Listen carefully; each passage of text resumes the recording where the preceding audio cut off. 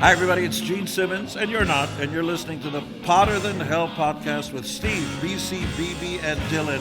But you knew that, didn't you? Ladies and gentlemen, welcome to the Potter Than Hell podcast. This is your last stop on the crazy train of hard rock and heavy metal. So sit back, buckle in, and hang on. Here we go.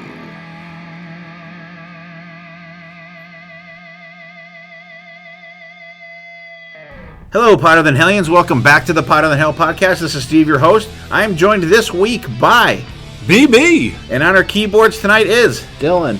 And we have a special, our usual Canadian guest that we're going to talk about things from Canada. Of course, we have Mark Anthony K. Hello, everybody. How you doing? We are good. We are really good. Mark, how are you? I'm doing very well. I'm being busy the last couple of weeks, but being busy is very good. Absolutely. Give us the lowdown on what you got going. Because I know you're definitely busy. You got a ton of stuff going on. Now let us know what's happening in your world. Well, I just dropped my first EP of my newest project, which is Mark Anthony K and the Lower Third Collective.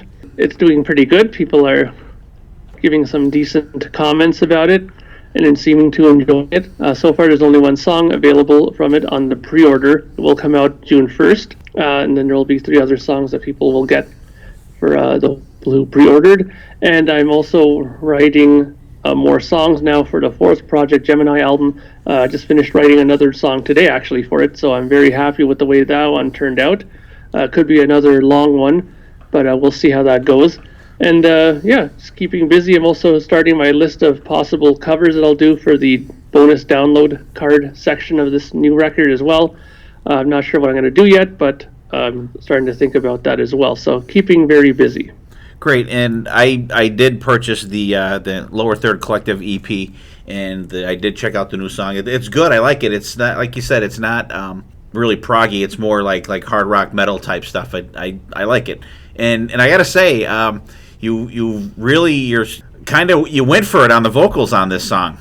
Stretch it out a little bit more. And everybody who's been giving me inspiration as far as vocals go always tell me the same thing. The more you do it and the more you take chances, the better you'll become a singer, and I think it's starting to slowly get to that way. So right, I like it. I think it's good. I don't know if you guys have heard it yet or not, BB. No. Well, no, I haven't had a chance to. Okay. Well, I know BB is actually, and also BB, welcome back. Yahoo! This is the first time BB's been back since he was sailing the 7 seas on a cruise with his family, and so we're glad to have you back, BB. And actually, we talked about it. He's all, he's an Irish guy, so he's very pale in complexion. But now he's got what do you call it? Irish bronze. I'm Irish bronze now.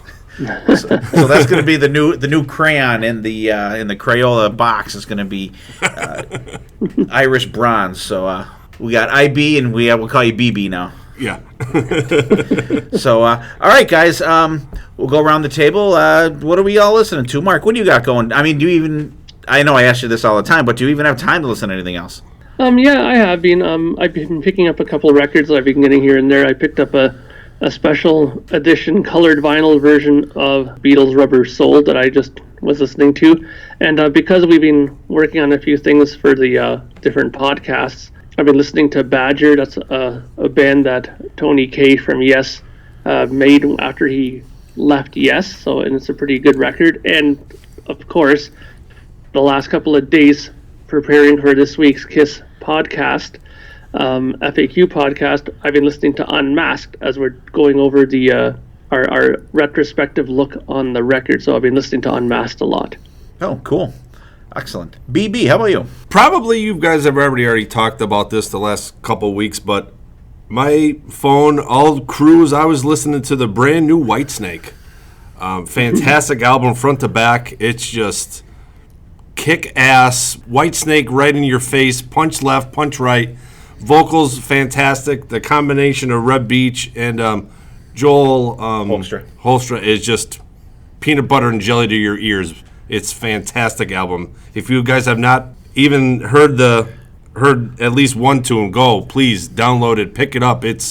You will not be sorry. Sorry. Or disappointed. Disappointed. Sorry. Yes. Cool. Dylan, how about you? I have been listening to kind of a prog alt-rock band called the Deer Hunter. It's not Deer Hunter, it's the DEAR space Hunter, because there's another band called Deer Hunter, and of course there's the movie The Deer Hunter. So it gets very confusing, but I'm listening to the DEAR Hunter. Very good band.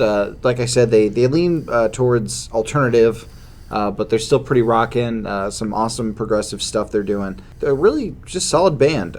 I really I was in the prog mood from this episode, so I went towards this progressive band. All right, cool. Every time I hear someone say deer, I always think of Platoon.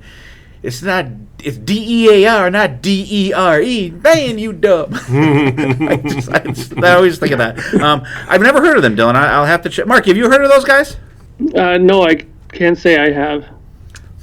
Yeah, they lean more towards alternative, and the reason why I was picking them up again, the lead singer of one of my favorite local bands, Ion Attraction, actually started a podcast about Deer Hunter called "The Memory" or "The Fire Remains," and I was listening to that as well. So it's a really great podcast for a really great band. Wow, They have that many records? Yeah, they have a bunch. They have a lot of them that are numbered because they're all concept records. But they also have a bunch of EPs that are different colors.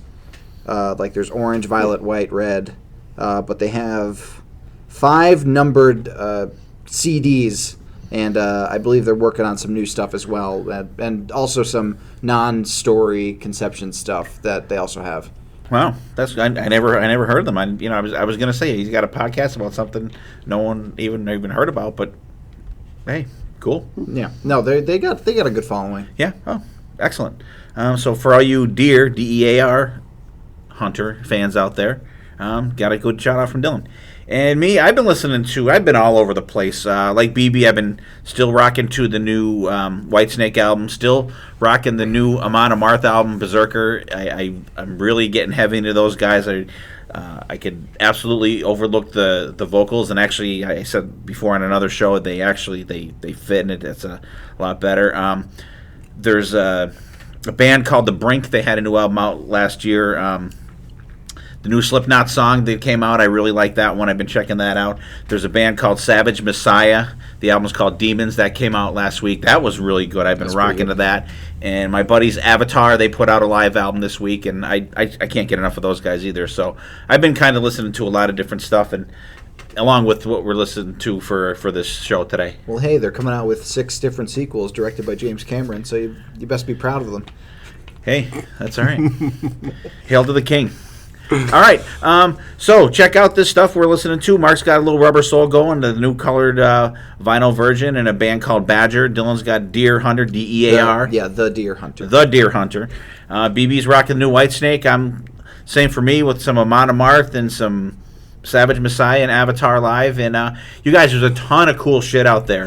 If you guys, like has happened on the show before, if you have something you want us to check out, let us know. We'll check it out. And maybe if we like it so much like we did with the Flotsam and Jetsam album, maybe we'll just do a whole segment of the show on it. I mean, right. I still actually am listening to that album here and there, too. And it sucks because they're touring now. And, actually, I think they're playing. We're recording tonight. It is the 20. What's the date today? 23rd. The 23rd of May. I don't even know what month it is. And I think they're playing up in Poughkeepsie, New York at the Chance, which is only maybe 2.5 hours from us. But it's the only time they're around here, so I'm gonna miss them. But they're out on tour, so check them out. Definitely, if you're like thrash metal, they're definitely a great band to check out. So I just want to throw out there, Dylan and I discussed it real quickly on the news on last week's episode.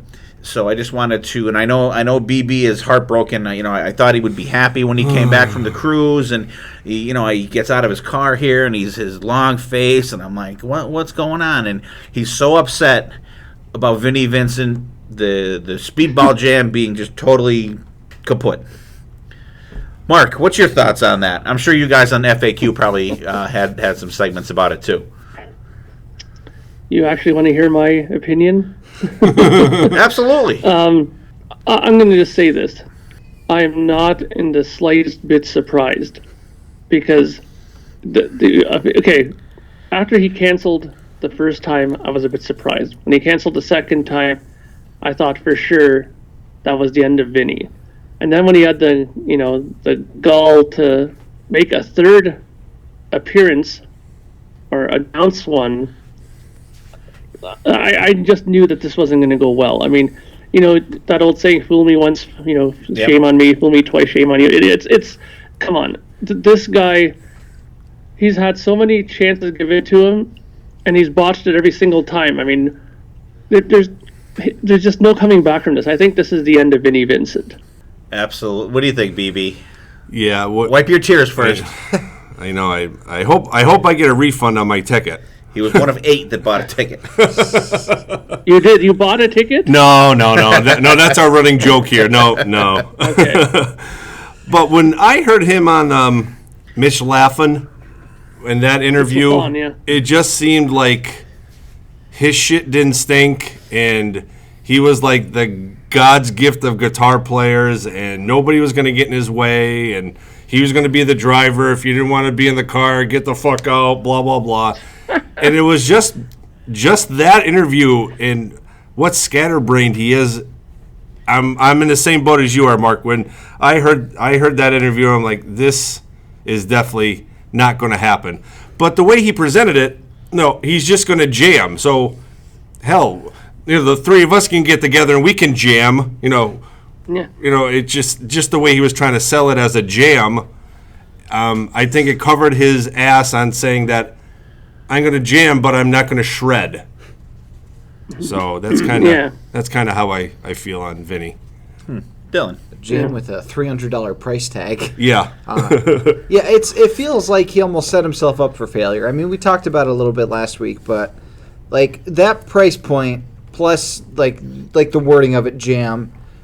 You could blame it on low ticket sales, but I absolutely think that this is all on Vinny because the track record is that it's been Vinny that's been backing out of these things, and the writing was written on the wall as soon as he came back into the spotlight with that video. You knew that it wasn't going to be all on the up and up, and I think I feel bad for the people that have paid a price for it. Yeah, I was. I'm sorry. Go ahead, Mark.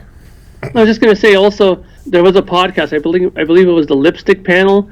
They actually played the Speedball Jam CD on their episode to let people hear what this actual Speedball Jam thing is. And it is just one long 60-minute with no breaks whatsoever in it.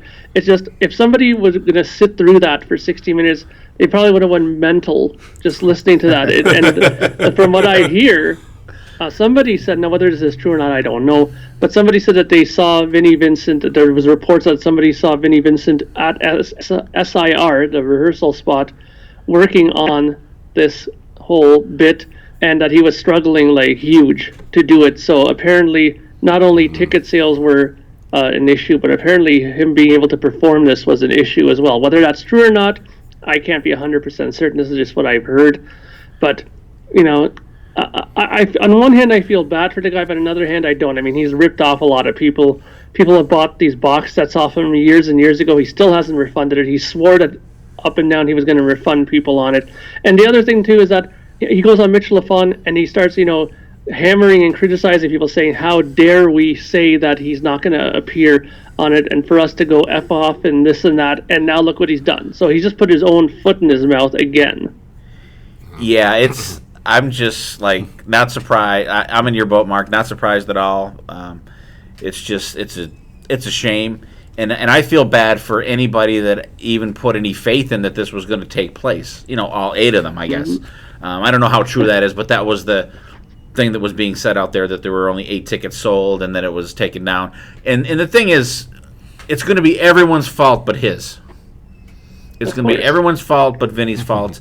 And I'm just gonna say again what I said 1,000 times, when he, in quotations, played in Miami last year at the pre-show for the Kiss Cruise, all he had to do was shred for 20 seconds. That's all he had to do. He didn't even have to do it in the context of a song. He could have just came out and just threw down some kick-ass licks, and everybody would have been, holy shit, he can actually play. And he got up there with the big Joker grin on his face and did some palm muting and played some chords. And he could have, settled the score right there. That could have been the big screw you to all the people that didn't, believe he could still do it. And for a guy that's claims to have been playing guitar for 10 hours a day for 20 years, you think you'd be a little better than doing the, playing Lick It Up. Yeah. So that's my little spiel on that. So anyone that had tickets for that, that's a shame on you for, but I know there's some people that are hopeful out there. I still like the albums that he had out, and I love Lick It Up. But as far as any of my bank account diminishing on anything Vinnie Vincent, that's just not going to happen. It's just not going to take place. So there's our. What do you guys think out there? Were you one of the people out there that bought a ticket for the show? If you are, we would love to have you on the show and have a discussion about Tell that. your story. Tell your story. That's right. So I'm throwing that out there. If anyone that listens to this podcast is one of the people that bought a ticket for it, come on the show. We'll welcome you on the show. We'll get your reasoning, and we can maybe have a kind of a cool discussion about it. So as you guys see, Dylan, from the title of this week's episode, we will be talking about Rush. This will be part 2 of the segments that we started on Rush. We had Mark on the first one that helped us out. We did the first Rush album. We did Fly By Night, Caress of Steel, 2112. And we talked about all those albums. And we had planned on talking about All the World's a Stage, the live album that brought all that to a head, that kind of closed out that first chapter of Rush. But we were kind of running long, so we didn't do it. So we're going to start out with that today. And I'm going to let Mark kind of take the reins for the Rush lore and the Rush history here, and we'll talk about the albums, and we'll go right up to, I'm going to say, probably moving pictures, folks. Mark, All the World's a Stage. What do you got for me, my friend? Okay, so All the World's a Stage is the first Rush live album.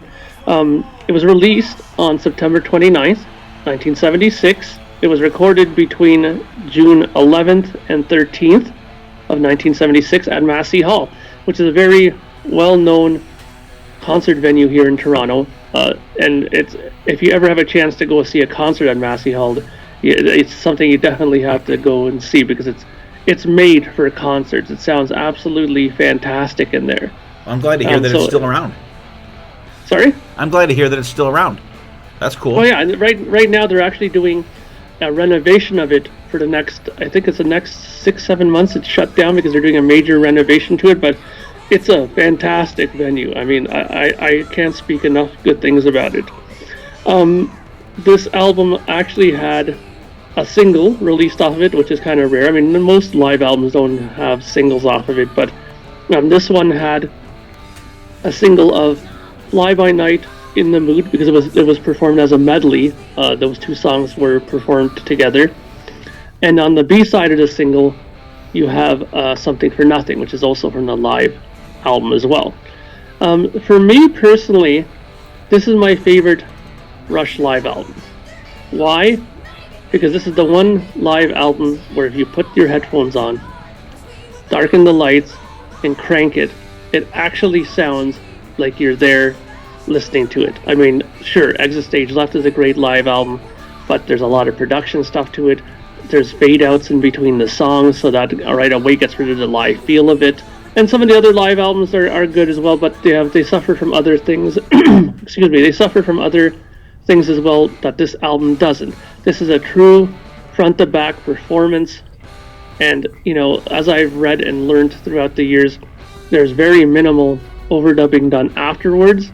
They did have to do 3 mixes of this album, because the first 2 mixes of it, they didn't like the results of it, but the third one, they finally knocked it out of the park.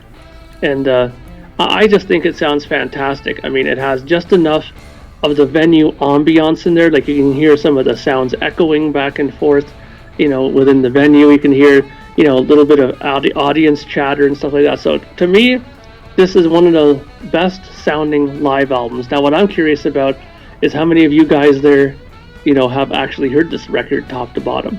Yeah, I love this album. This is probably definitely one of my top 6 live albums of all times. I love the little twerks about it, kind of like you said, Mark. I love every once in a while you get a little feedback that, if anybody else released that on a live album, say, oh, we don't want that on there, let's get rid of it. I love the rawness of it, especially how great they sound, especially as a band.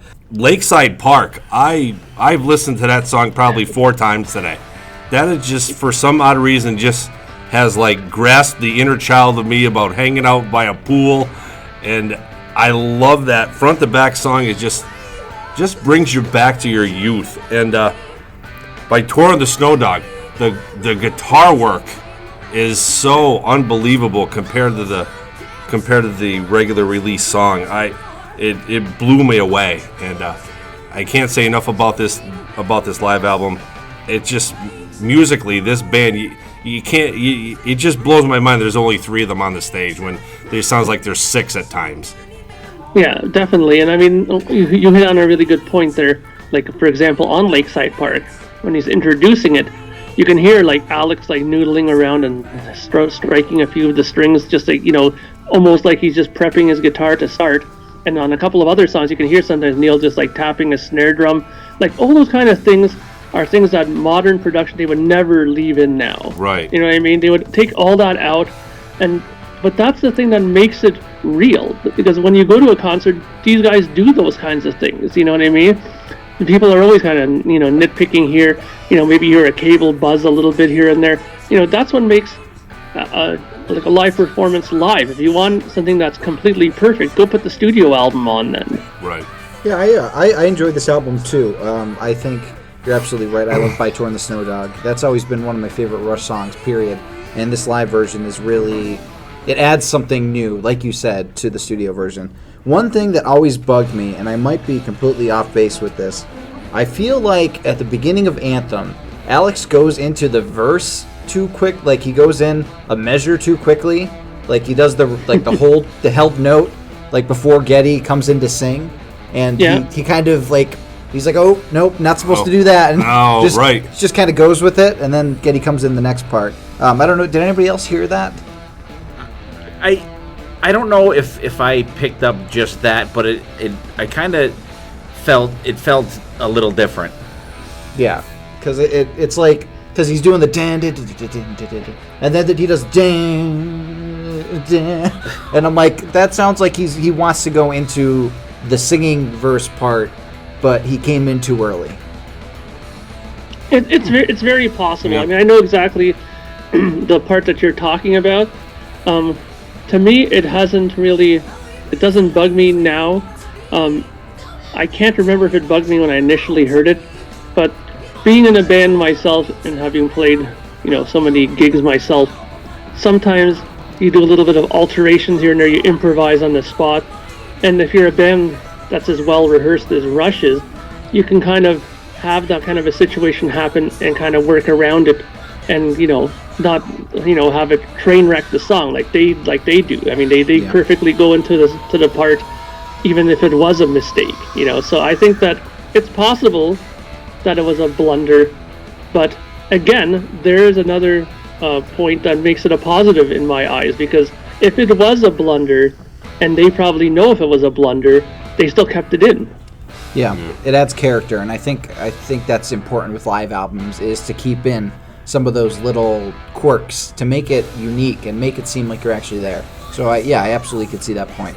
Yeah, and what's interesting too about this record, I'm not sure if you guys are aware of this, but for the Fly By Night album and Regressive Steel, Rush were touring a lot with Kiss. They were opening, like they were like the special guest act. So they weren't the first band, but they were like the second, and then Kiss would go on. They were really good friends. They hung out a lot, and they were kind of mirroring their kind of things that they would do. So initially, Rush wanted to release their live album after their third record, just like Kiss did. After Dressed to Kill, they put out a live. Now, if they would have did that, that would have meant that the live album would have came out after Caress of Steel, right? Now, obviously they couldn't have done that because that record kind of tanked on them. So I've always wondered, though, if for some reason the record label would have allowed them to do it, how different would that live album have been? Because 2112 is such a, gargantuan record for them, and it's such a great record to play live. I mean, it sounded great back then in '76, and then when they did it years later, and just like I think it was the 40th anniversary, or maybe before that, they played the whole album. No, it was for different stages. Sorry, that was '96, I think it was, and it sounded fantastic then. So I mean, obviously, it was a strong record to put a live album around. So I've always wondered about that, like how different this record would have been if it had come out, an album beforehand. Yeah, that's true. I love this album. I think it's great, and I picked it up on vinyl, and I have it. I don't know if they even changed it on the newer versions of it, but side 1 and side 3 are on the first disc, and side 2 and side 4 on the second one. So I was kind of thinking, for the way that record players were back in the day, you load the records up, and then they automatically drop the next one, so you can listen to side 1 and side 2 right in a row. Yeah, that's exactly the reason without why getting up and they flipping did that it. record over, which I thought was kind of cool. Because I went to put it on, and I'm like, what the hell? And I'm like, that was a cool idea. That kind of kind of set me in a cool mood for this album, and I think it's great. I love it. One of the best things I like about it, and one of my main things that I didn't like about the song "Fly By Night" is, in the studio version, the "Fly By Night" that keyboard. That I fucking hate that. That drives me crazy. That's good. I hate that part. But like on the live version, you don't have that. It's fucking awesome. And I like the version of 2112 is great on there because they cut out 2 of the slower parts in there, and it kind of compacts the song a little more. The solo's ripping in it.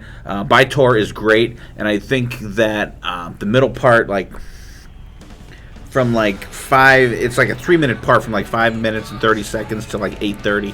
There's that like dazed and confused type guitar part in the middle that I could kind of live without, but it's just a fantastic album. Working Man is fantastic. I love the transition into Finding My Way, and then they go right back into the jam part of Working Man at the end, and What You're Doing is a good song, and I like at the end of the album too, you could hear them like kind of talking, like they're kind of like going off stage and talking, and then you hear like the door close, and like that's like kind of the end of it.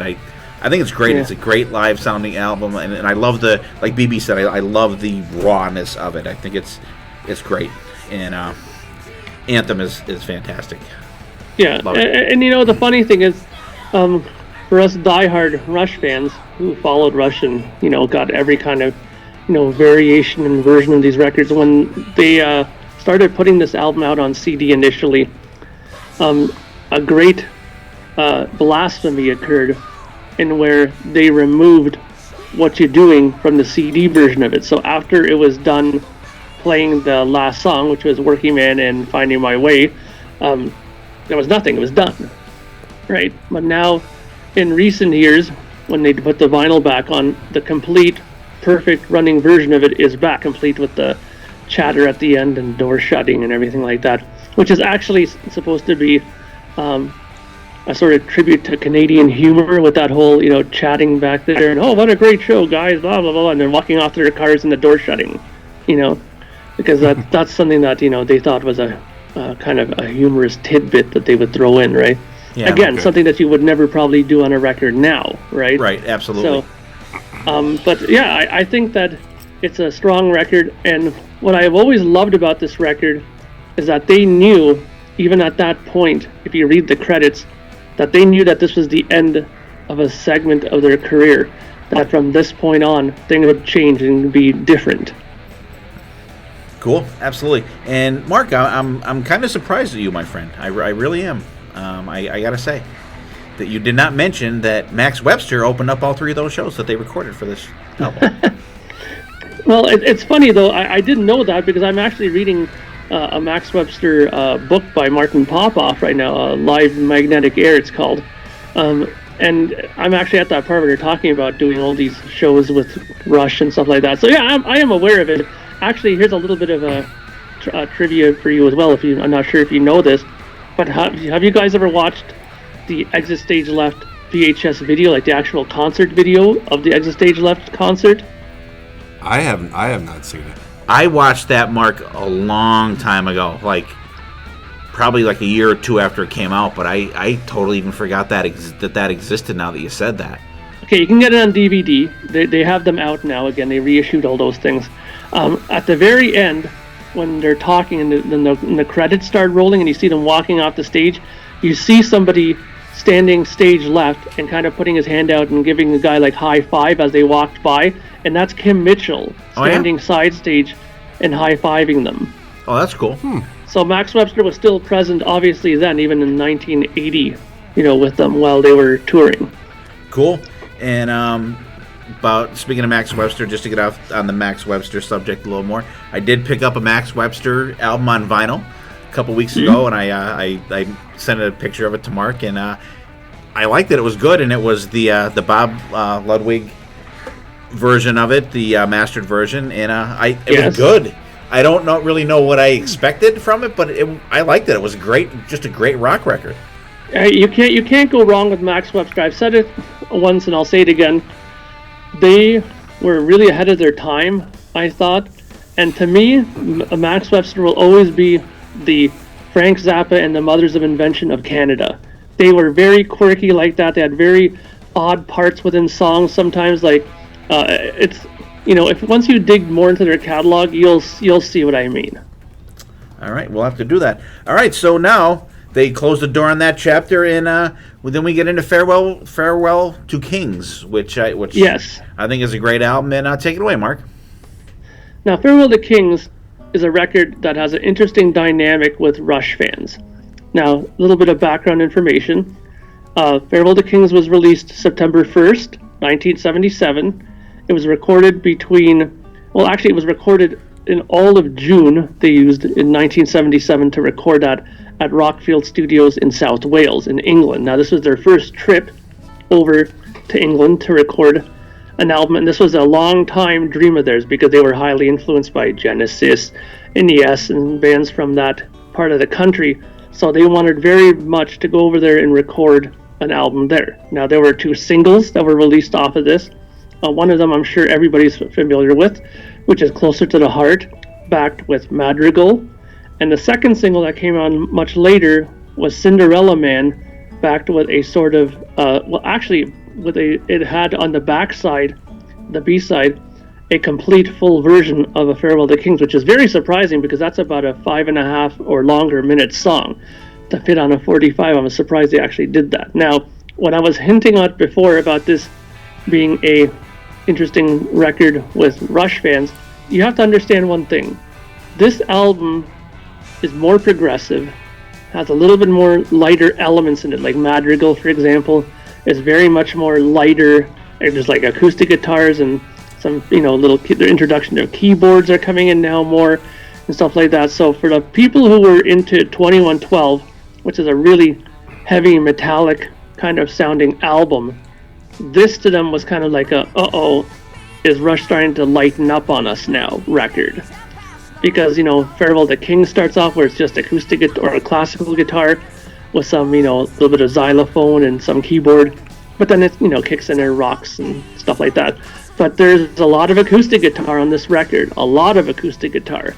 So the reaction from the Rush audience at first was one of a little bit of concern. But once they started getting deeper into it and people started listening to it more consistently, you had the 11-minute epic of Xanadu, which people, just went gaga over. And of course the closer, Cygnus X1, which is probably one of the greatest moments in progressive rock history, right there. What a great song that is. Those songs definitely, got people back on course. But then, you got to remember, you have Closer to the Heart, which is like a 2.5-minute single on there. You had Madrigal, which is a very lighthearted, very soft kind of song. And then you had a soft moment at the beginning with, A Farewell to King. So there was moments in there that kind of, made the diehard Rush fan go, what's going on here? So I'm curious, what did you guys think of the change between 2112 and Farewell to Kings?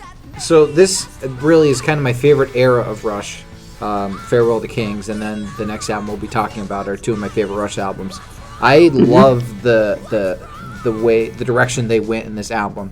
because the classical guitar sounds actually mix really well with a lot of the electronic elements of it. Like the synth is really starting to become more and more evident on the album, and I really love it. But honestly, like the Cygnus duology of songs, like they're some of my favorite moments of Rush songs in terms of the instrumentation in it. I think they're doing some really awesome, cool things, reining it in a bit from the 2112 length, because I mean the longest song here is Xanadu at 11 minutes, but they still have the complexity and the richness, and they're actually expanding on it more with adding more of the cool instruments like the bells and Closer to the Heart. Those are really rich, and I love the sound of the synth in Xanadu. Xanadu and the Cygnus X1 Book 1 those are probably my 2 tracks that I would pick from this album, but it's a fantastic album. Yeah, I have to agree. I mean, what about you, Steve? What were your thoughts on this record? I liked it. I think it's a fantastic headphones album.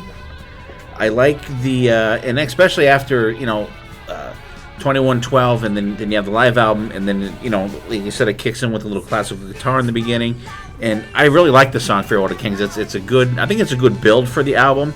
And Xanadu is like this is the kind of shit that we're into. This is what these first 4 albums led up to, is a song like this. The solos are great in it, and even the soft parts are really good in that song. Closer to the Heart, that's a great classic song. But when I said it's a great headphones album, if you listen to that through most of the song, when Neil Peart hits a cymbal, there's a rattle also that is hit along with the cymbal, and it's like very prominent if you have the headphones on, and it's really, and I never noticed until I started delving into this album a little more than I had checked out before. Cinderella Man, I can kind of take it or leave it, but if you listen to that song, there's some shades of stuff that you will hear once you get to Moving Pictures in that song. I think there's just a couple little things in there that I've heard in that song. I'm thinking, wow, that part of that part could be something that you would hear on Moving Pictures. Magical, whatever. Let's see, that's how Hey, that's a company on Breaking Bad too. Oh, okay. I can live without that song. I think it's filler.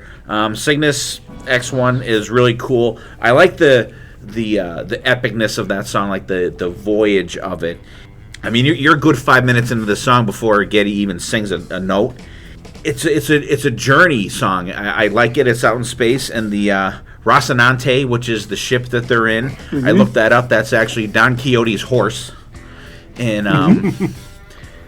Don Quixote, and but like the rockin' parts are great. And when he sings in that last segment of that song, his vocals are so high, and he sounds so frantic, and the music is so frantic, and you could picture like a spaceship like spinning out of control, like kind of shit, and then like you get the boom, and it's kind of just fades into the music gets lower and fades out, and it got me kind of thinking like, okay, are they alive, are they dead, are they nice and serene and just kind of floating in space, and it ends the album, and I think it's perfect. There's a great build through the whole song, then that frantic part, and then just poof, like floating into space kind of thing. I think it's a fantastic way to end the album, and it's a great sounding album. And the thing that gets me the most about with Rush and Terry Brown, with him producing, is no 2 albums sound the same.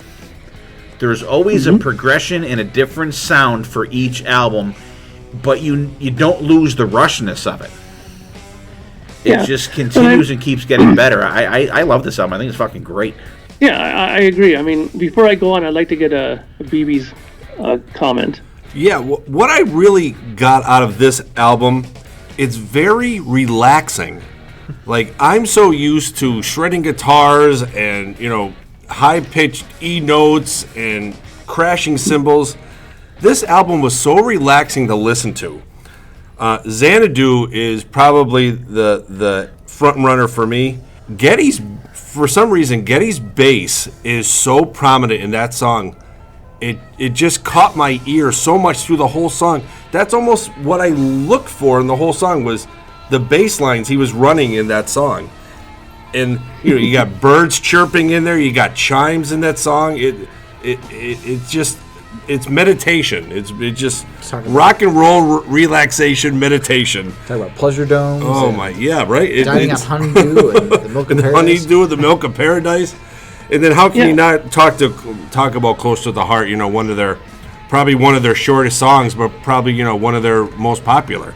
But front to back, this is a great album that I've never listened to front to back. I've always, I've heard Xanadu, Close to the Heart, and Cinderella Man before, but I never listened to it front to back. And let me tell you, it's one of those great albums just to sit, watch the sunset and relax. Yeah, I agree. The album, to me, definitely has its own sound to it. That's something that they pointed out immediately, is that they said that when they went to England and started recording there, that they noticed that because the electricity is different over there as well, they use 220, that the amplification also sounded a bit different than using 110 or 120 volt. Over in America, it's definitely a different sound of there, and you can definitely hear it on the guitars. You can definitely hear it on there. The drum set also, Neil Peart started expanding his drum kit. He started using a different brand of kit as well, like a different model of the drum kit. So right there you had a different drum sound. I remember one of my good friends who's a great drummer who was in my band, my old band, Reckon With One. He's a huge Neil Peart fanatic, and this is the only record, though, that he doesn't like Neil Peart's snare drum. He said that he thinks it's terrible sounding on this record, but, drummers have their own thing, But I think that overall they were definitely trying to go for a different sound, because like they mentioned at the end of All the World's a Stage, that was the end of chapter 1. Now this is a new chapter, and with a new chapter comes a new sound and a new progression. And after all, we got to remember, people, to call yourself a truly progressive band, you have to progress, you have to move forward, you have to change things, right? Which they definitely did. Now, an interesting thing about this, and I want to get all three of you guys' opinion on this, because I found that this is a fascinating, a fascinating comment that I heard about this record, and I'm curious to hear your guys' comments about this. Neil Peart was pointed out on this record as being maybe overly too showy on this record, that he was maybe a little out of control in spots. And two songs that were cited on this album was Closer to the Heart, in which they said that they think he overplayed a little too much on that song, especially at the end with that huge tom roll at the end. Somebody said that was completely ridiculous and wasn't supposed to be in a 2-minute ballad. And another song that was pointed out was Cinderella Man. They thought that his drumming was overly too flashy and too busy, and sometimes took away from the song a little too much. And this one person, I can't remember who it was, but it was actually quoted as saying that, "I've never thought I would say this, but for Closer to the Heart is the only song that I would have rather had John Rutsey back on drums than Neil Peart." Wow. Now, I'm curious, do you guys agree or disagree? I don't think I agree. I feel like, especially at the end of Closer to the Heart, I feel like that's an earned drum fill. I feel like that helps complete the song in such a bombastic and epic way, that because the song's been building from the beginning. It starts off very quiet, and then we're getting louder and louder as we go. So I don't think I agree with the person. Yeah, I definitely disagree. I'm with Dylan. I like the progression of the song, and I think that's a great way to end it. And, it's just like any other great musician, so it got a little crazy for 12 seconds. I think that person's just being very nitpicky, and I think it fits. I personally think, and actually, Mark, I read that yesterday. It's in the album by album book, and I believe it was the drummer from Voivod that is one of the guys they're talking to about this album. And I was reading that, and I'm going, "What the fuck are you talking about?" And I think it's a perfect. BB just said an exclamation point to the song. It's like, hey, this is a short song, but like, boom, like, we're still Rush, bitches. Like, fuck that. Here's and I think that's one of the only main prominent drum things that stand out to me on the album. I thought in Cinderella Man, I have no idea what the fuck he's talking about on that one. But I totally disagree with that dude. Well, I think that the point that he's talking about, or the part that he's talking about in Cinderella Man, is the actual guitar solo section where it does that dun, dun, dun, dun, dun, dun, dun, dun, dun, that breakdown part. I think that he's saying that Neil goes a little too, percussion crazy in that, but I don't agree at all. I don't agree with any of that. I think that Neil has a kind of signature way of playing and a signature way of approaching songs with his fills especially.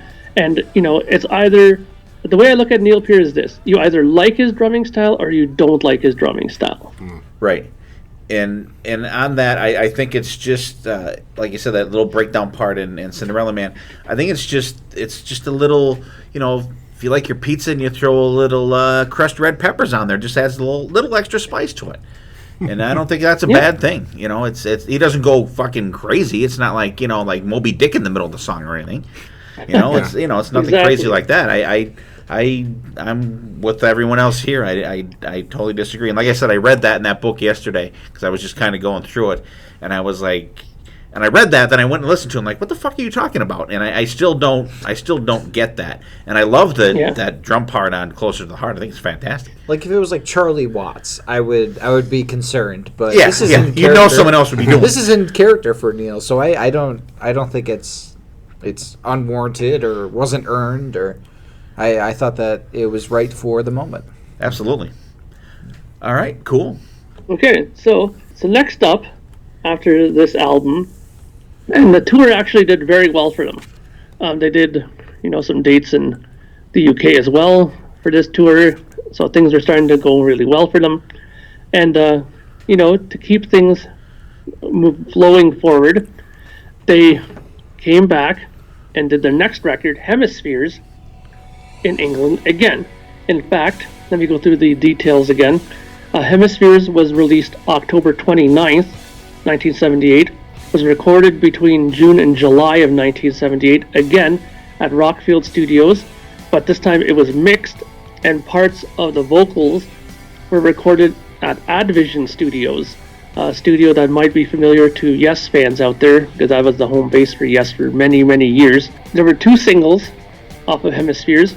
The first single is the ever-popular The Trees, backed with Circumstances, and the second single, which was interesting because it was a Canadian-only single, was Circumstances, backed with The Trees. So they did like a flipperoonie there in Canada for some reason. I don't know why they did that, but so those were the main singles off of that. Now this album is very interesting for many reasons and some technical reasons. I'm not sure if you guys know about some of these things. Number one, during the CD era of music, this album was given the Royal Stinky Nose rating by many people, not because of the record itself and the songs, but because digital media showed how noisy a record this was. If you put the CD on the original CD pressing of Hemispheres, you'll be greeted with a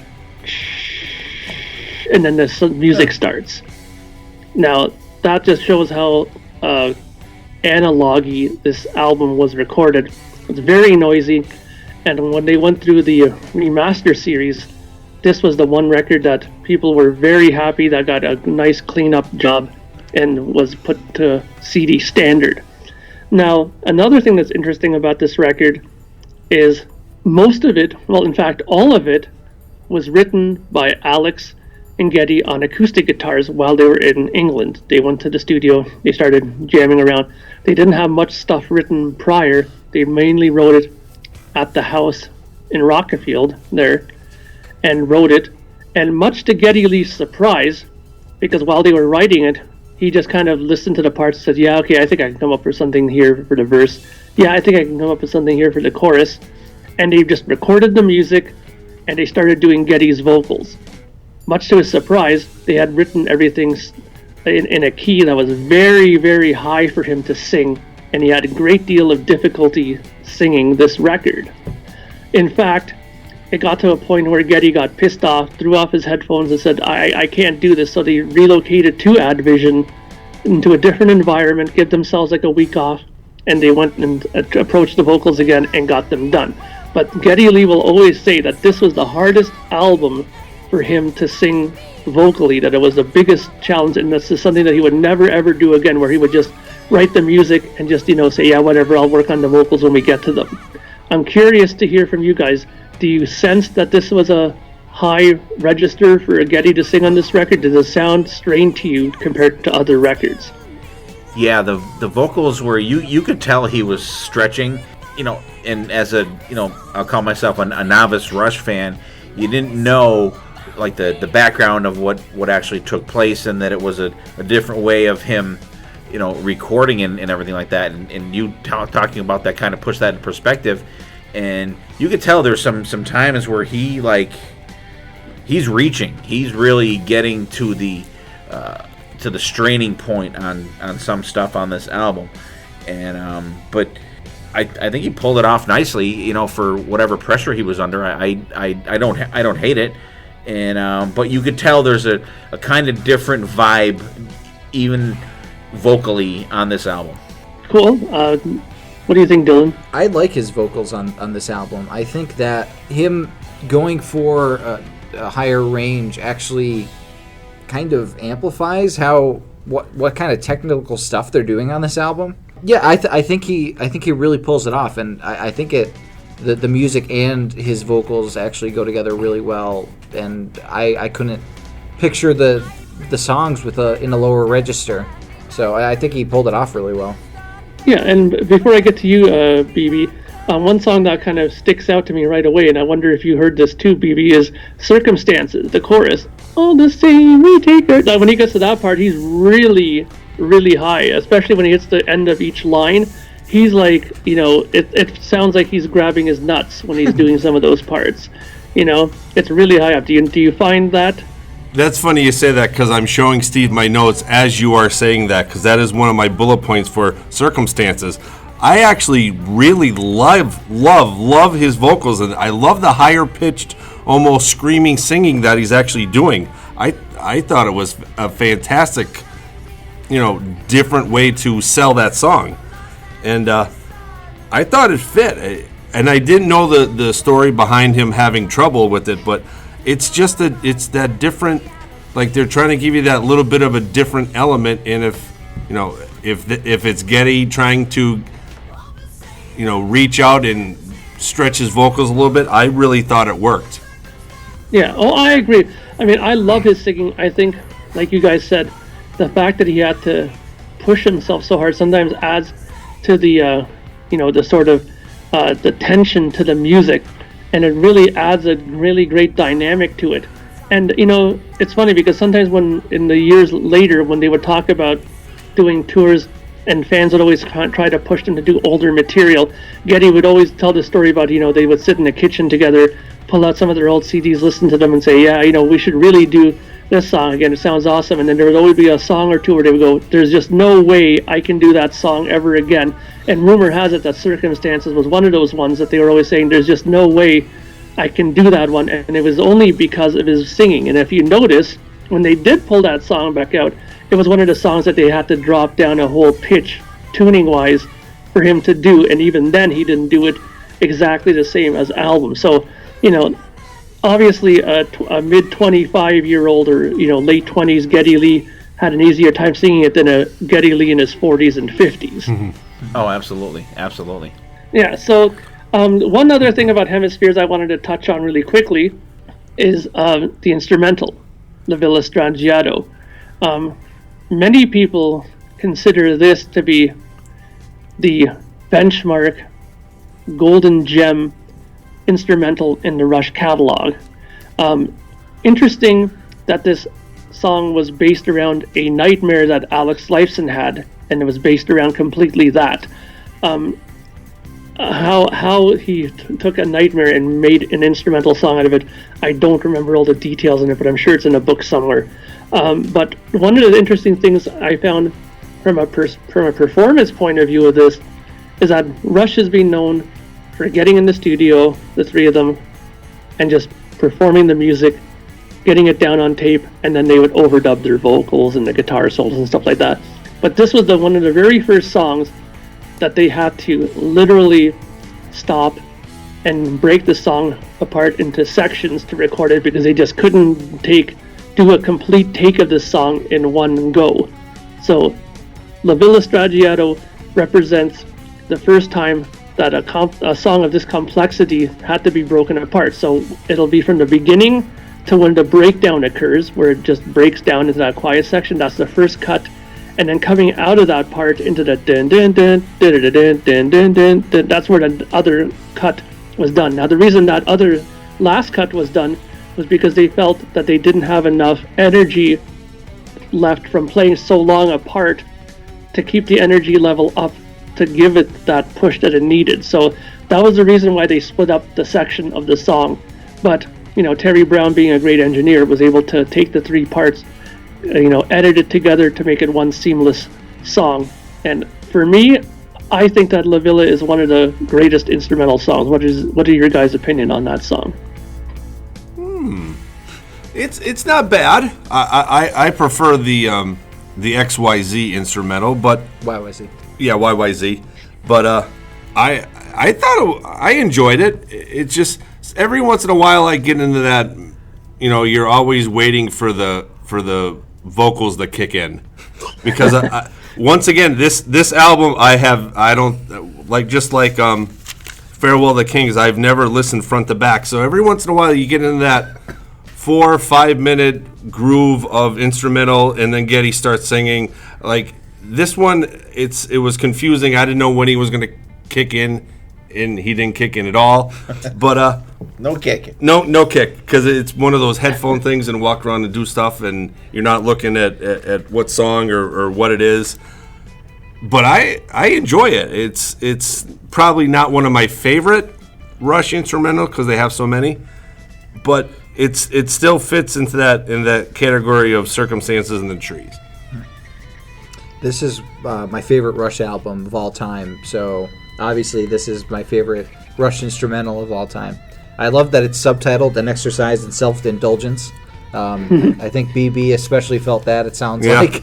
But I honestly don't think you could take out a part of this song and have it blend as well as it does. It's just like, from movement to movement, it's going different places, but it all sounds so together, and it takes you, like, you're going on a river, and it's like very calm at first, and then you're starting to pick up, and then you're going crazy. It is like a nightmare, but like the best nightmare you could have, if that makes any sense. And I think it's the perfect album closer. It closes it off on such a distinct, like, powerful bang, and it's like, ooh, chills. That's it. Yeah. Awesome. Love this album. Yeah, and I like that the last segment of that song is called Farewell to Things, which kind of harkens back to the last album. But my main commentary on this song is, how crazy of a song is this if when they wrote it, Rush could not play the fucking song all the way through? Yeah. Mm-hmm. You know what I mean? Like, how insane is that, just to wrap your head around? Because, listen to the Cygnus, on the last two, on this album and the album before, which, and by the way, that's 28 minutes and 33 minutes of music between the Farewell to Kings and Hemispheres for just those two songs. But just for them to, and then compared to those songs, this is a 9 minute and 35 minute song, 9 minute and 35 second song. And they had to take breaks to play this whole song through once. I mean, that just blows my mind for the for the musicians that these guys are, and it's amazing. It is. And when I think of it in that context, I'm just fucking blown away by it. It's crazy. Yeah. Now, before we wrap this up and go to our break, I just wanted to mention one thing though for the listeners out there and for you guys as well. If you want to see a fantastic performance of not only this song, but of Circumstances and the Trees, if you go on YouTube and you type in either the Trees live or Circumstances live, you'll see a 1978 type concert video, but it's not a concert, it's just them doing like a sound check performance on stage, and they perform all three of these songs live, and it's just incredible. And you get to hear Geddy in his high-pitched raw voice doing these songs, and just to see them able to play these songs in full live like that, I highly recommend to search it out and to watch it. I think you'll really enjoy it. That's crazy. We'll definitely have to talk about that. Before we do take a quick break, I just want to go around the table, and one of the prominent songs on this album for me, and I think Dylan, is The Trees. And go ahead, Dylan. For some reason, when I was younger and first getting into Rush, I was absolutely obsessed with this song. And, like, it was my favorite song from Rush, like, ever. And I just love how it starts off, like, with the sweet little, guitar. And it's like very, and then it comes in with a din, din, din, din, din, din. And then there's that really cool like tempo change with the "There is trouble in the forest," and it's just such a fun song, and it ends really sad, but you're having fun the entire time. And I don't know if it was like I was really in like the Lord of the Rings phase, and I just come out of Two Towers with the Ints. And like I'm like, oh, it's the Ints. They're fighting each other, but they're actually really slow. So.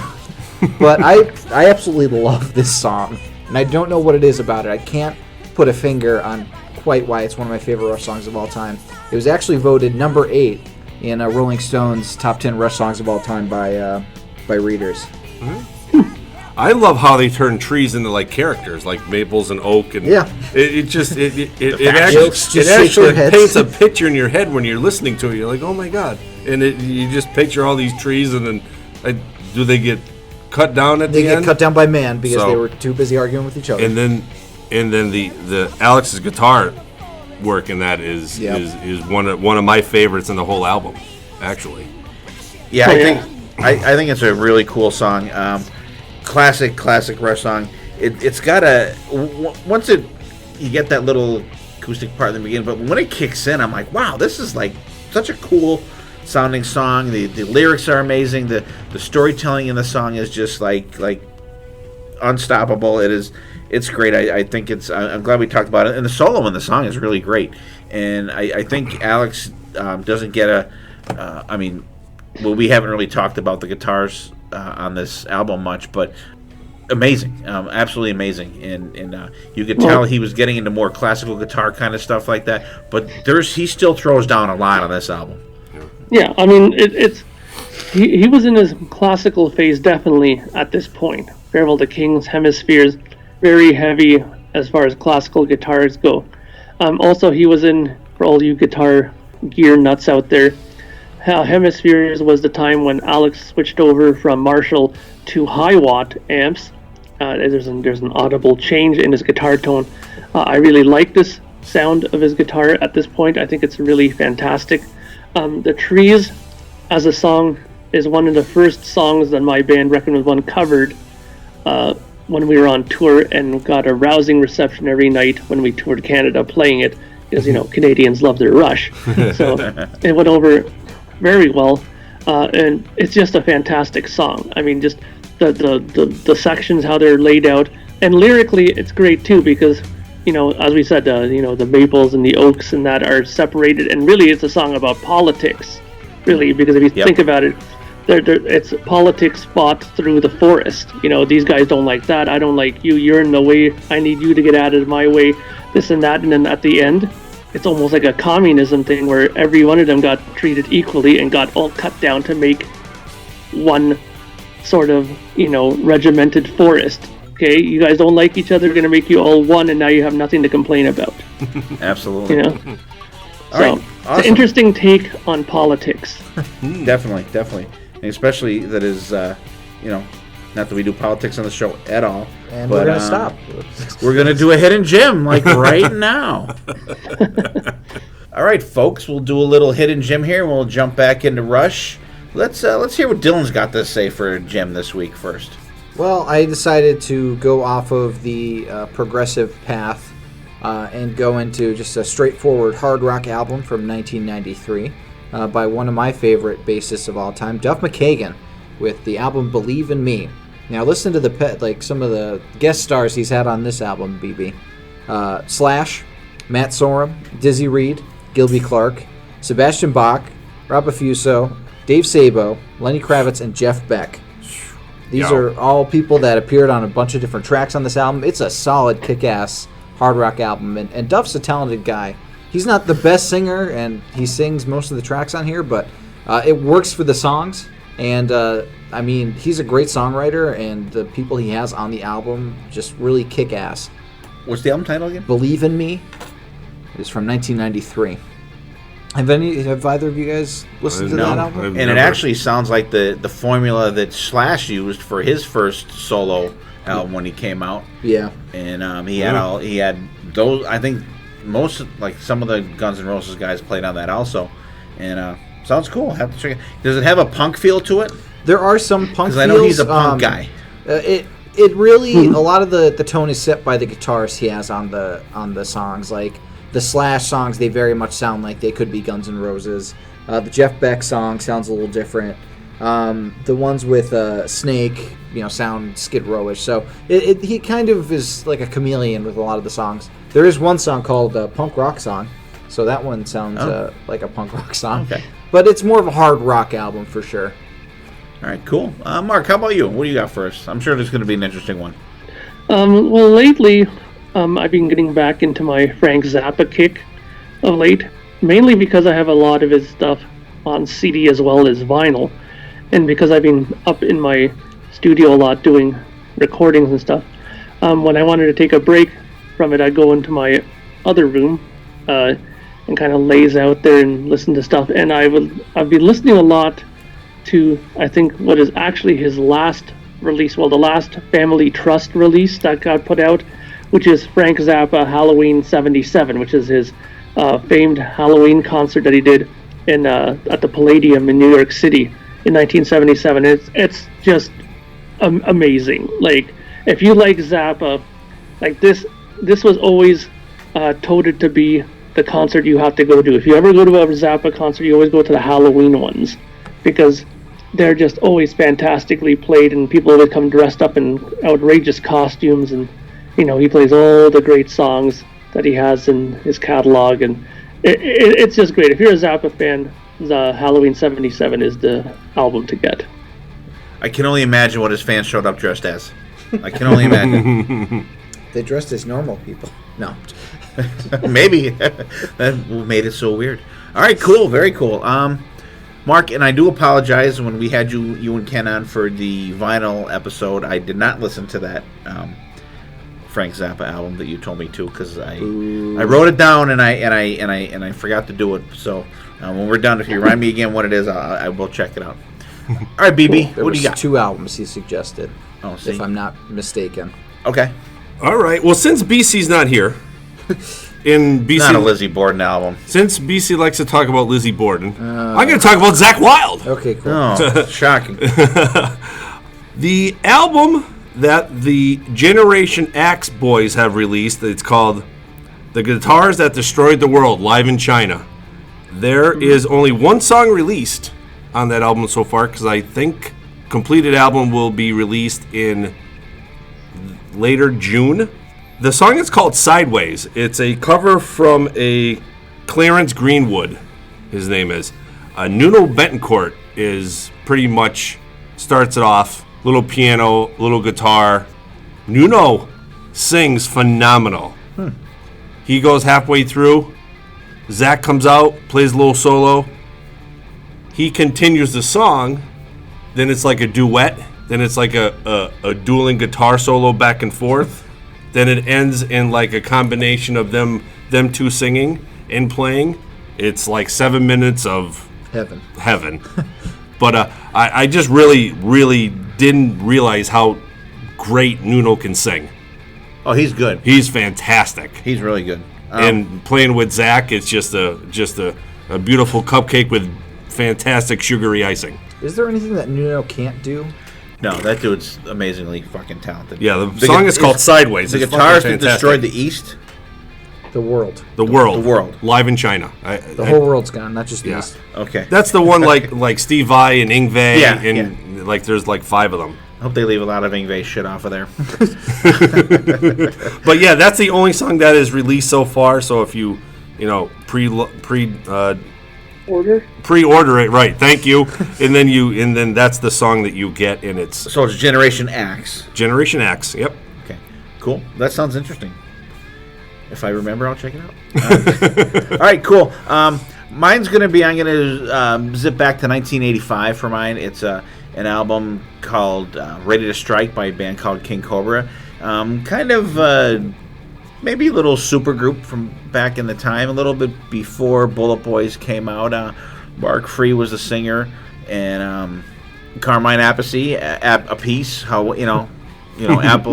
tomatoes, tomatoes. Apple to oranges. Apples, Macintosh to Red Delicious, whatever. Johnny Rod on bass that did a stint in Wasp. Great album, Ready to Strike. Fantastic 80s hard rock album. I won't say the H word. Standout songs on there: Ready to Strike, Hunger, Shadow Rider, Dancing with Desire is really good. Piece of the Rock closes out the album, is great. And the version that actually is out there now, Paul Shortino is the lead singer in the band, who was the singer from Rough Cut. Just a Great kick-ass he's fantastic, isn't he? And great straightforward hard rock album, 39 minutes long, not too long, not too short, just right in that great time stamp there that you don't get bored, but it leaves you kind of wanting more. So check out those hidden gems this week, you guys. We have. I'm sorry, Mark. Go ahead. I gotta jump in. Oh, go ahead. Thing. Paul Shortino. I have to say this. Great singer, and you want to know how I got into him? Okay, you know the song "We're Stars"? That Christmas song that they did. Yeah, the very first time I watched that video. And you had the guy. I think it was Jeff Tate who sings that part before me. We can be strong. We are fire and stone. And then he comes in with the "and we all wanna touch a rainbow." He does that really huge line. I was like, whoa! When I first heard that, I'm like, who the hell is that? And I rewound it, and he had that the hat on and everything. He's looking all cool in '80s, and I was like, wow, this guy has a great voice. And it was just that 5-second phrase that he's saying that hooked me to him. So I just have to throw that in no there. problem. It doesn't take much because we knew him from I'm speaking for BC and myself. I can't speak for anybody else. We knew him from Rough Cut, and I actually got to see Rough Cut live twice, which is kind of blows my mind nowadays. We saw them for the first album. They opened up for Accept and Crocus in a show that we saw in Scranton, Pennsylvania, and they came out. They were leather, denim and leather, and just out there to rock. And then we saw them on their second tour, which was for the for the Wants. No, that's Roxy Blue. Well, for their second album that is escaping me right now, and they opened up for Dio on the Sacred Heart tour, and they were all glammed up. They were all spandex and shiny diamonds on them and shit like that. Totally reversed, ramped up visual version of the band when they came out. But Paul Shortino was always just a phenomenal singer, and he still has the pipes because he does the Raiding the Rock Vault. He's one of the main singers for that in Las Vegas. That second album from Rough Cut is called Wants You. I was thinking Want Some, but that's Roxy Blue. So check them out. Check out Mark's Hidden Gem. It's Frank Zappa live at the Palladium, the Halloween '77 show. Dylan's got the Duff McKagan Believe in Me album from 1993. BB's got the Generation Axe guitar, the guitars that destroy the world. The song is called Sideways. His man crush Zach Wilde is also on that. And check out mine. Ready to Strike by King Cobra, and even check out some Rough Cut too. So we will slide back into the show, and Mark, pick it up with the great album that is Permanent Waves. Permanent Waves. Okay, now we're getting into interesting territory. As a Rush fan, this is where the divide starts now, because before you had the diehards that went up to 2112, then you had the section of time now where you had Farewell to Kings, Hemispheres, where they picked up some more fans, especially the more progressive listening fans. Were like, okay, cool, Rush is turning into a prog band. This is awesome. They did a huge tour called Tour of the Hemispheres. That was a grueling long tour. Apparently, they said they never wanted to do that long a tour ever again.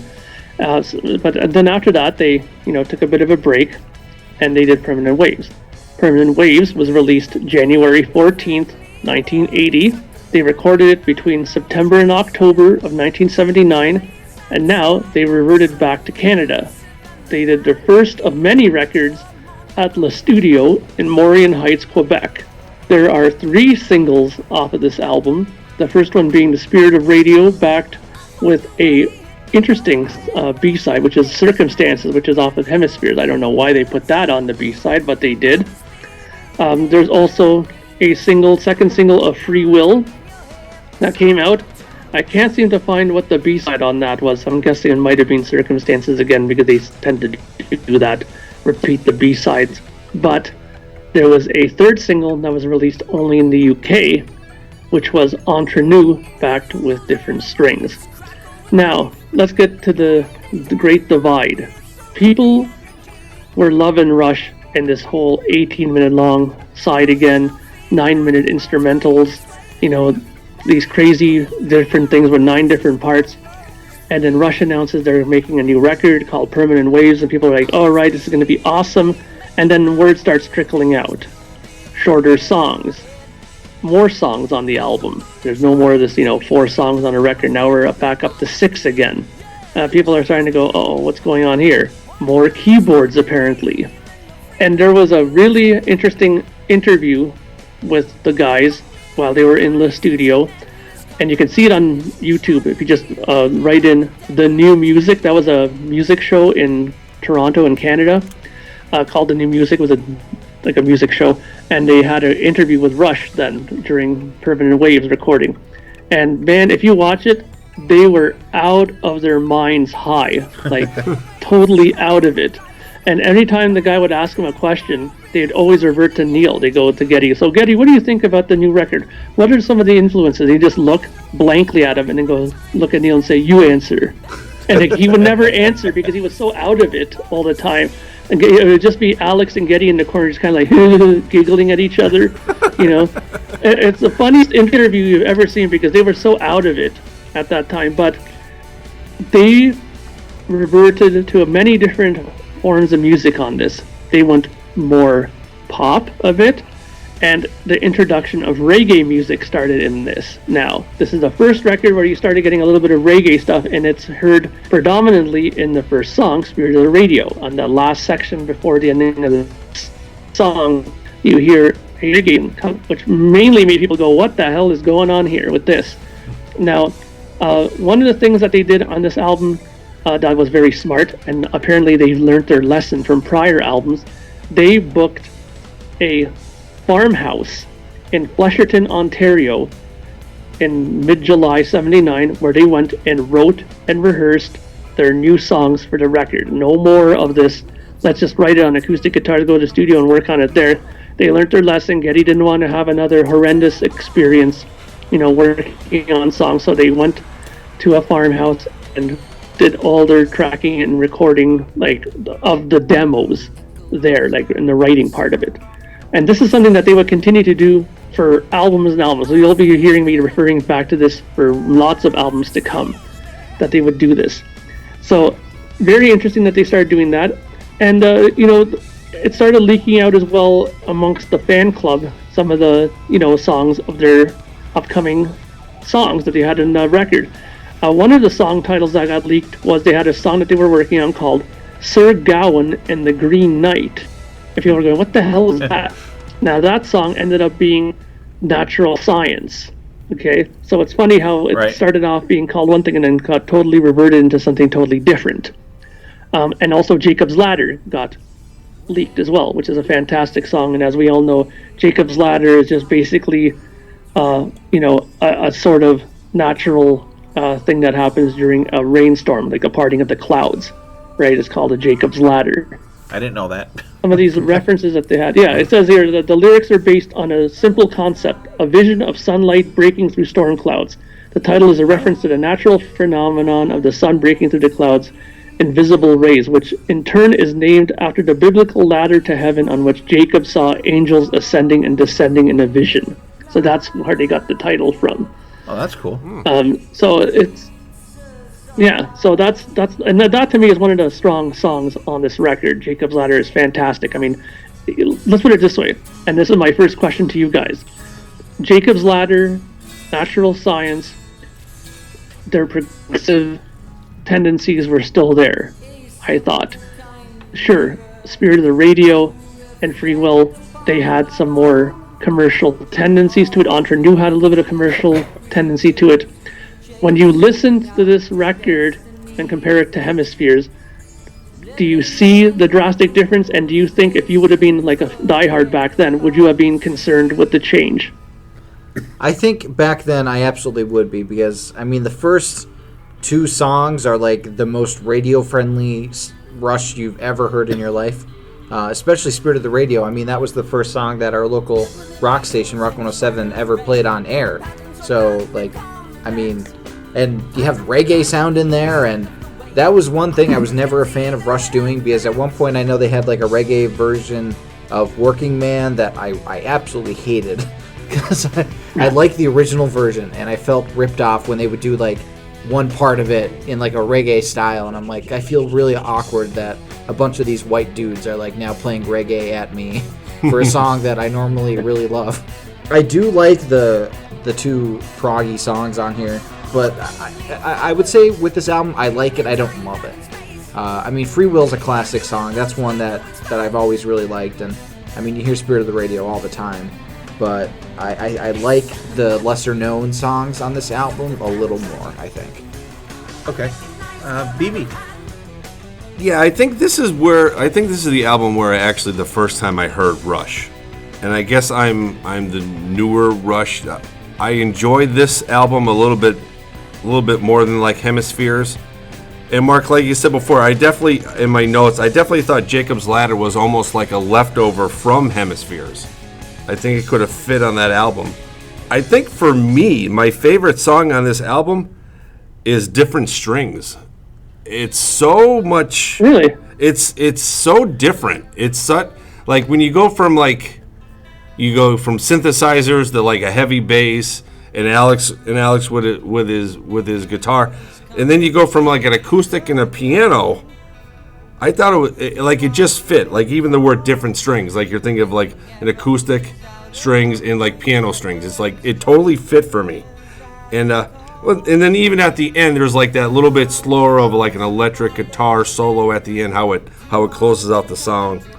But I really dug Different Strings on this album. But what am I wrong to think Jacob's Ladder is a Hemisphere leftover? No, I definitely think that it could have been something that would have fit on there. But knowing Rush as I do in terms of being a lifelong fan and doing a lot of research about them and meeting some people actually that were affiliated with the band and stuff. Right. Rush were never known to be a band that wrote like 16 songs and then recorded 5. Okay. You know what I mean? Sure. They were always a band that we wrote 5 songs, we worked on those songs, and we recorded them. And that's it. You know what I mean? Right. So, yeah. So maybe there were ideas. Like you could be right that maybe they had that idea floating around at that time, but they just never worked on it in full, and it just ended up being something that they worked on for the next record. So it's possible that it could have been a Hemisphere sort of leftover part that got made into a song. All right, what do you think, Steve? I'm going to say Different Strings, BB, I love you like a brother. You are my other brother from another mother, but you need to get into fucking rehab. All right? We have a rehab in town here. We can drop you off when we get done recording. We go home. Okay. And I'm musical floor number 3. I'm just saying, oh, the kid. I actually hate that fucking song, by the way, in case you didn't guess. I don't really know how to feel about this album. I like it, and I'm a fan of the longer stuff, the more epic type of stuff. Spirit of the Radio I think is cool. Like Dylan said, that was the first song ever played on our local rock radio station here. And what I didn't know was that at the beginning, and then you have it again at the end. That's supposed to be you turning the dial on your radio, going through all the stations. That's what that is supposed to represent. And I was like, wow, that's cool, and it kind of you can kind of see that. I like to have my Natural Science. I love when it kicks in. I love the kind of groove to it. I like the transitions in the song. The solo's great, and I think that this album right here is the blueprint for the really standing out of the drums in Rush, because the drums are really, really prominent on this album. And I, once again, like you said, Mark, either you're a fan of his playing or you're not. You either think he overplays or you just absolutely fucking love it. I love the once again, with the production, it's another step forward, and the production is a totally different sounding album than the album and all the albums before. And the drum sound is fantastic on this album. Free Will is great. I love the lyrics. If you choose not to decide, you still have made a choice. That is just one of the most awesome lyric lines in any rock song ever. And I think it's fantastic. And Jacob's Ladder, and it's very dark sounding. And BB, you said you think it may, kind of sounds like a leftover from Hemispheres. I think it sounds more of a kind of a leftover from like Caress of Steel, like a dark necromancer type, vibe to the song. I really like it. Entre Nous, it's not bad. It's got there's no real guitar solo in it. There's a little fade out solo at the end. Different strings. Sorry, BB, I hate it. It's a great song. But I like the album, but it's one of them albums where I don't know what to think of it. I like it, I love it, and sometimes I don't like it. But it's one of those albums where I kind of have mixed emotions about. But I do think that this is the blueprint for the Neil Peart drum sound for the rest of Rush's career.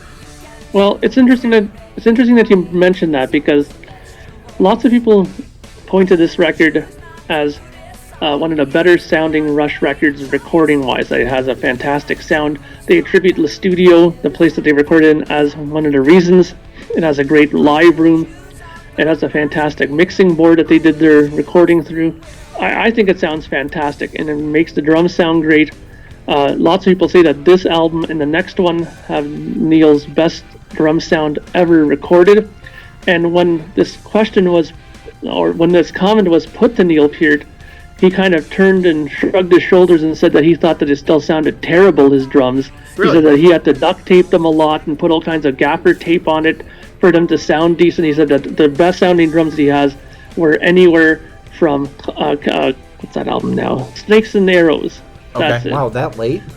Yeah, so he Really? said Snakes and Arrows and Clouds way and down the road. Angels are the only albums that he'll go on record to say that he has good drum sounds on. But, he was a full DW endorsed drummer by that point, so he had all kinds of custom kits done by that point. So, but in any case, I disagree. I think that this record sounds fantastic, and one of the important things that happened on this record is they gathered a new bunch of audience people, like a new bunch of people started loving Rush, and this record did very well for them. It hit number 4 on the Billboard 200. And hit number 3 on the UK album charts, so that did very well on both sides of the pond. The record is a platinum selling record in the US, million copies plus.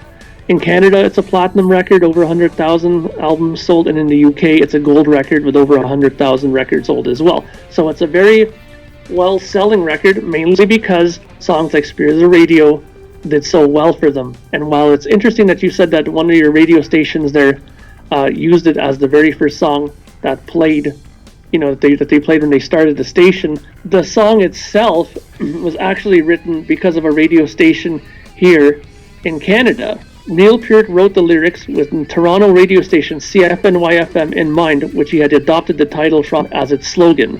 Really? The spirit of the radio, because that's what the radio station used to say. We are CFNY, the spirit of radio, and that's where he got that from. So that whole thing came from a Toronto radio station. So radio is obviously very attached to the whole concept of that song. So yeah, I think that this album has a really distinct sound to it. The bass guitar is also very, very pronounced. The guitars are really good, and Alex has gone back to using Marshall amplification on this album. He's ditched the high watt stuff, but he's using now more combo amps instead of full stacks now. Like he's using multiple 2x12 cabinet stuff, which is interesting that he would go to that kind of a smaller amp. But the sound is phenomenal. So obviously he's doing something right with this. So personally, I really like this record.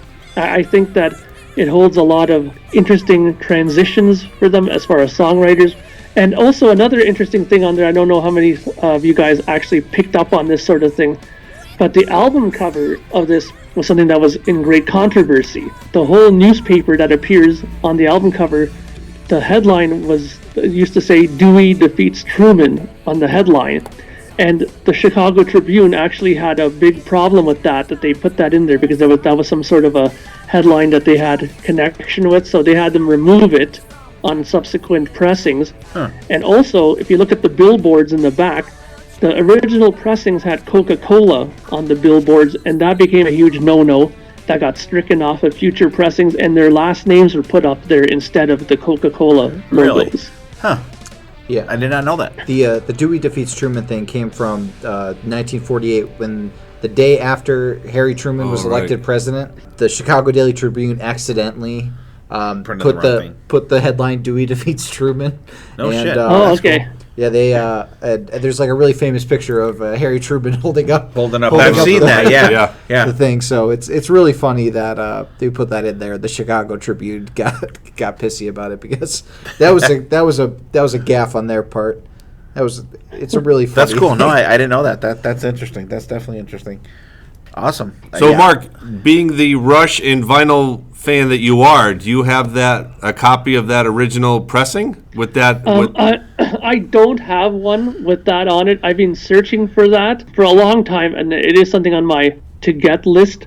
That, and there's one other version of it that I'm really, really looking to get, and that is the Mobile Fidelity 200-gram version of this record. It's apparently the best-sounding version of this album that you'll ever hear. Obviously, Mobile Fidelity is known for their sort of high-end remastering of records. Oh, right. They're the ones that do all the latest remasters of them, right? The 200-gram ones. That's quality record pressings does that. The ones that you can get in there. The Mobile Fidelity are really specialty ones. They have those special little text at the top of the albums. It'll say Mobile Fidelity pressing on the top, and they're really expensive. They're like over $100 to get. Okay. Well, they're not the ones I have. But those are also good though. The quality record ones that came out, they're fantastic. Those 200-gram ones. Yeah, I have a couple. They're of really those. good. Yeah. All right. Cool. Okay. Wait, one more question. Sorry. So I'm seeing that now. I'm down the wrong avenue. No, you're good. How much is that original pressing of that album go for, Mark? Do you know? Is that like one of those? The Air? Yeah. Is that like a Kiss Alive 2 with Hooligan on it, and it's like $600? It's not that outrageous, but it is pricey because of the fact that they didn't have that many of them issued. Because obviously, when it became known, they had to put the kibosh on it, and they had to start printing other versions of it. So not many of them came out. So of course, if there's not a huge supply of it, the price goes up. Right. Okay. So Awesome. I think that from here, it's safe for us to move on to the next record, and the last one I think we should talk about tonight, which is Moving Pictures. A lot of people look at the Rush catalog like I do, in the sense that a lot of records are looked at as sister records. Fly By Night and Caress of Steel, right? And you take a look at like a 2112, Farewell to Kings and Hemispheres. They're records that could be, considered brother or sister records to each other. And this is no different here. People kind of look at Permanent Waves and Moving Pictures as Permanent Waves is the attempt at a certain sound, and Moving Pictures is the realization of that sound that they wanted. Now, Moving Pictures, we all know, is one of the huge benchmark records for Rush. To put it in a simple term, Moving Pictures is the record that allowed Rush to do whatever they wanted from then on in, as far as the record company was concerned. They could do whatever they want. They didn't have any interference again from the labels, because that's how well this record sold for them. Now, this record came out February 12th, 1981. It was recorded between October and November of 1980, and again, they went back to the studio to do this. There was 3 singles that came off of this record. First one was Tom Sawyer, backed with Witch Hunt. The second single was a edited version of Limelight, backed with YYZ. And the third single was Vital Signs, backed with a really odd B-side, which was In the Mood from the very first record. Wow. Now, if you think about this, in just the singles alone, you pretty much have almost a complete album if you buy the singles. because you have Tom Sawyer, Witch Hunt, Limelight, YYZ, Vital Signs. The only things that's missing from here is Red Barchetta, Camera Eye, and that's it. Right? Then you have the full record. It's interesting that they released that many singles off of this album. It's Rush's Hysteria. Yeah, it pretty much is, if you think about it. I mean, if you take a look at how this record did, it was a #1 record in Canada. It was a #3 record on the Billboard 200 and a #3 record in the UK charts.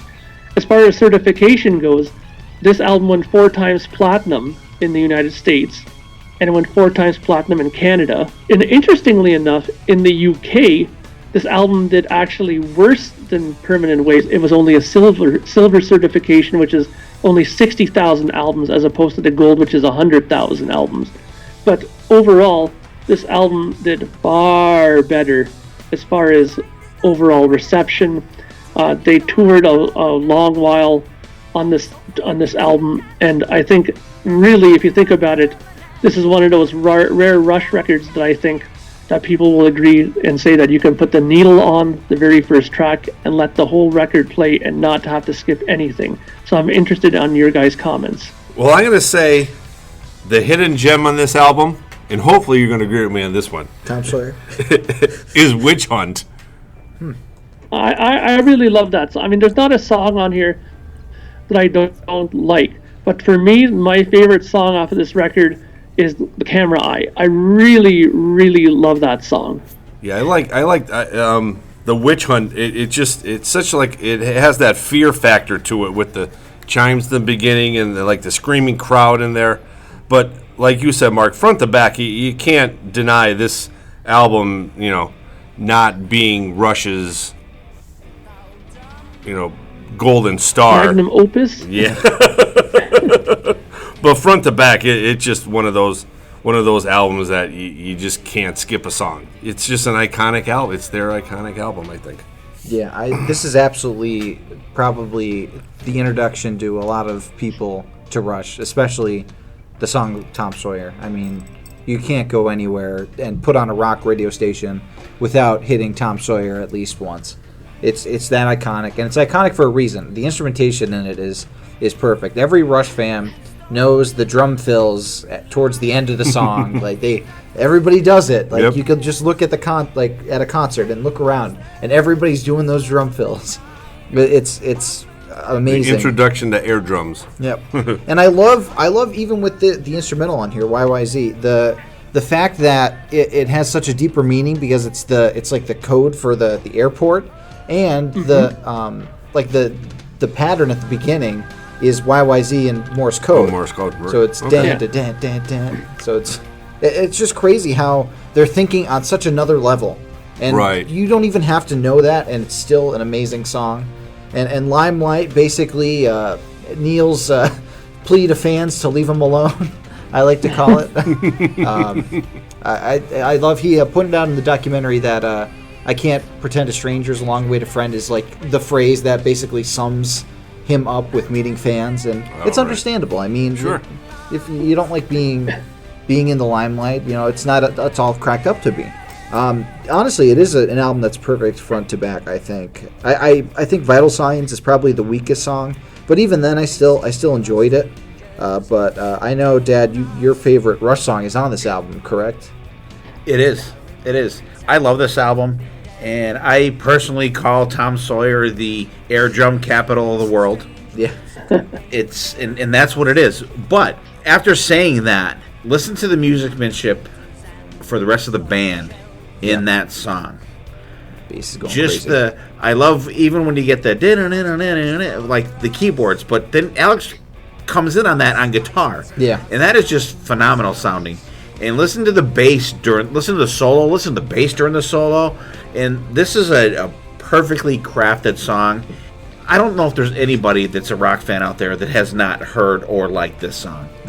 No. And this is and the thing for me is, for as many times as I've heard this song, and for as many times as I've heard a song say like rock and roll all night, like I never get sick of Tom Sawyer. No. Like Rock and Roll Night, if I don't hear that again, I'm good. I'm going to skip Red Bar Cheddar and talk about that in a minute. YYZ, excellent. Love it. Love the rock and reel version of that. You have the crowd singing That is an cool. instrumental song back to the band. And they are bouncing up and down. It's so fucking cool. crazy. It's insane. Limelight is great. Like Dylan said, that's like Neil Peart, I hate that. Ah. Neil Peart. Finally. Neil Peart's thing of, you know what, this is, I don't want to socialize with fans, which is his right. You know, he's not being a dick. He's just like, that's not him. Because BC and I did a meet and greet with Rush, and it was just Geddy and it was Alex. Alex was really cool. Geddy was kind of like, didn't want to be there. But that is what it is. Camera Eye, Mark, I agree with you. That song is fucking excellent. Love it. I love I like the build of the song when it kicks them down, that's fucking excellent. I love it. I like how it goes from New York to London, and it kind of gets their fans from both worlds there. Witch Hunt, another song I think could have been like a necromancer type song. It's got the dark feel to it, really cool. And Vital Signs, I think, is the absolute worst Rush song ever fucking recorded. I don't know. I hate it. I fucking hate that song. That is my Rush piss song. That's the one and actually I did go take a piss during that song. We saw them do it live. On the Time Machine tour, we saw the entire album. And that's when I went to the back. I'm like, okay, all right, Witch Hunt. I'm gonna get to go take a piss next. And, but I'm gonna go back to Red Bar Cheddar. I think this is my absolute 1,000,000% favorite Rush song. I love it. It's got such a great feel to it. It's got he's family time with his uncle, and then he harkens him back to this car and what he used to do with his uncle, and it's racing, and the musicianship in this song is just phenomenal. For as much as I like the stuff in Tom Sawyer, I think it's even way better in Red Bar Cheddar. It is totally my favorite Rush song ever. Love it. And it's a great album. And you're right, Mark. It is definitely a sister album to Permanent Waves. I think Permanent Waves is the album that perfectly sets up Moving Pictures. And if Vital Signs wasn't on there, this would be the perfect Rush album. Mm-hmm. Well, it's interesting because there's a lot of things about this record that I found absolutely fascinating when I did some more digging in on it. Now, you remember I mentioned that they started doing this thing where they would go to like little farmhouses to record their initial songs. So this time around, they went to Stony Lake in Ontario to work on the sessions. Now, the sessions apparently went really well because the first song that they worked on was The Camera Eye, followed by Tom Sawyer, Red Bar Cheddar, YYZ, and Limelight. All of those songs were written during the initial writing stage of the album. Now, once they were done writing everything, they went back to the studio. Now, I didn't notice initially, but in between the time that they did Permanent Waves and Moving Pictures, the studio had been outfitted into a 48-track digital studio, which the band had no clue how to, how to record using this new digital equipment, right? This ended up being the very first Rush album that was done completely digital, and the first one for Terry Brown as well. Now, this is something I found really interesting, is that the band made a conscious effort to preserve the quality of their recordings as much as possible by transferring finished sections of their songs onto a fresh piece of tape and placing the original copy in storage, therefore reducing the damage to it from frequent playback, which is very interesting. So instead of having the tape being constantly used, let's do it again, do another take, no, that solo was wrong, let's do it again, they took their completed version of the song, stored it, just made a 2-track stereo version of it on another tape and used that for all the overdubs, which is genius if you ask me. It totally kept the integrity of the sound. And another band that did that was Pink Floyd for The Wall. If you listen to the drums and bass on that record, that's exactly what they did for that as well. Another interesting thing about this as well was Red Bar Cheddar was the only song on this album that was recorded in one take. Really? So if you can believe it, the very first take of that song was The Keeper, and they used that. Well, that's amazing.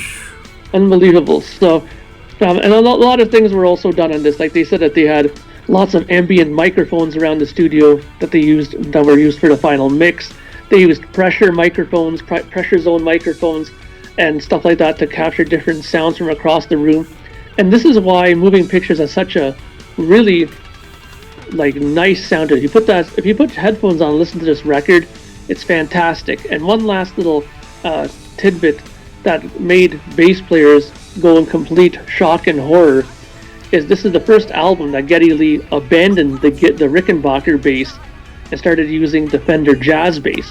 If you watch the video for Tom Sawyer, he's seen playing a Rickenbacker, but he's come clean and saying that was only for the video. On the record, he used a Fender Jazz bass for that song. Mark, speaking of that, for that Tom Sawyer video, was that the studio that they were at, or was that like the farmhouse that they practiced in? That was the studio in Lemurian Heights. That's the actual studio. That's cool. It's you can see out the windows, and it's like winter, and you guys have winter like 8 months out of the year up there, anyways. I think. But that's interesting. I love that video. I think it's just cool. I love anything where you can see the band playing the song. Love that stuff.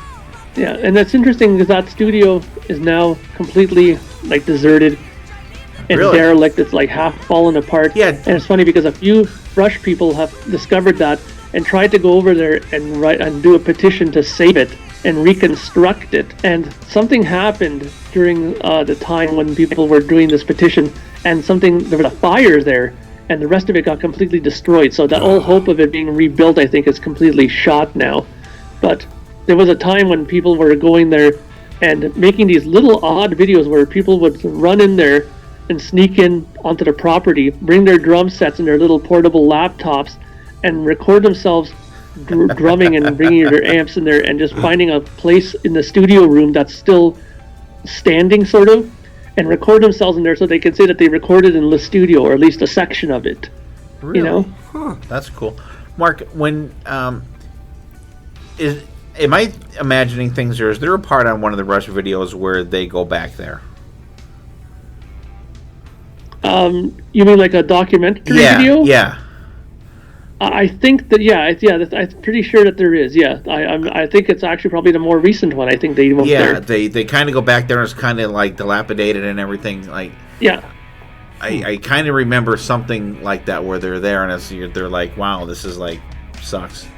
And it does suck because there were so many classic records made there. Bowie, The Police, Rush. I mean, you name it. Some of the most classic records were made in that studio, and for them to just let that completely fall apart like that is just, it's sad. I mean, that's part of Canadian recording history.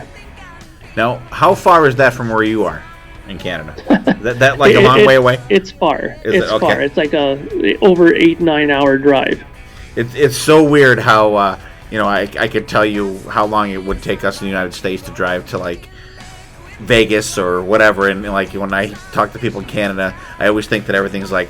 It's right in their backyard. Half an hour. It's really weird. But okay, cool.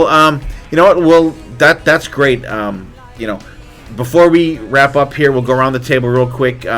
Give everybody what's your order that you like these albums. BB, what do you got? Definitely for me, All the World's a Stage. I love that album. The rawness, nothing is taken out. Alex's guitar is so much better live than it for me was on the regular albums themselves. Then definitely Moving Pictures,